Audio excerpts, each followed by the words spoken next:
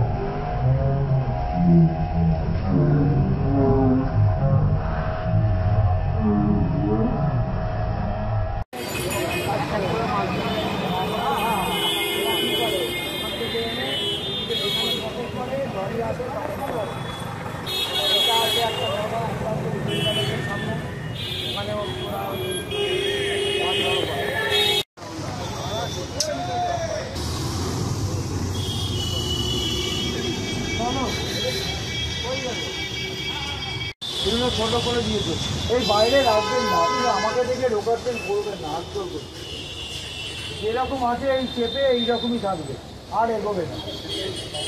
সবার সুবিধা, আপনাদেরও কাস্টমার আসবে, প্লিজ।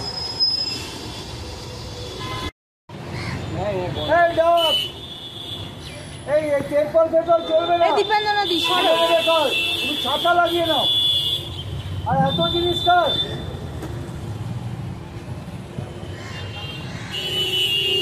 এই একে বলবি এটা খুলতে, বাস খুলতে বলবি দেখা করতে।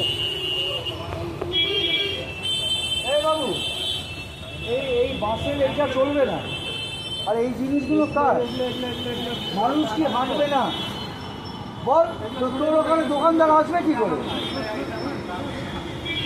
তো ওইটা কি জন্য? জামা কাপড় থাকে, এত বড় জায়গা কার? এটা কি কেনা জায়গা?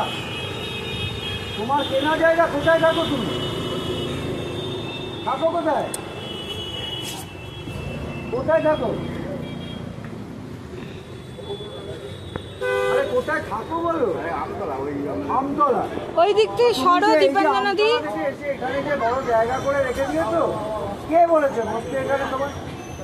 আরে তুমি করছো, অসুবিধা নেই, বাবা বসে, তোমাকে আরো ছোট করে দিতে হবে, এই জায়গার উপরেই রাখো, আর এই দুটো খুলে নাও।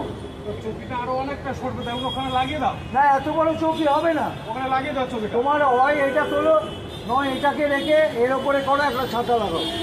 তুমি করেছিলাম, তারাও খুব খুশি যে এরকম থাকলে আমাদের দোকানের পারচেজাররা আসবে, ক্রেতারা আসবে। আমরা তো এটাই চাইছি যে সুস্থভাবে মানুষ যাতে হাঁটাচলা করতে পারে। যারা অনেকটা বাড়িয়ে রেখেছিল তাদের বলেছি যে আপনারা বুঝুন, তাদের বুঝিয়েছি, এবং প্রত্যেকে আমরা যেভাবে বুঝিয়ে গেছিলাম কালকে, ভবানীপুর থানা, আমি ছিলাম, কলকাতা পুরসভা ছিল, যেভাবে বুঝিয়েছিলাম প্রত্যেকে মান্যতা দিয়ে গুরুত্ব সহ